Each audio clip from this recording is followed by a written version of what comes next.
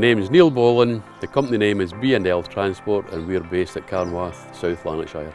We've been established since 1983. We bought the first lorry, a DAF 2800, from Solway DAF in March 1983, and it's basically general haulage and a lot to do with forest products. We've just purchased a new XG Plus from Solway DAF, who we've been dealing with now for almost 40 years, and it was the first XG Plus out of Solway DAF, and we're pleased with it. Everything seems to be good.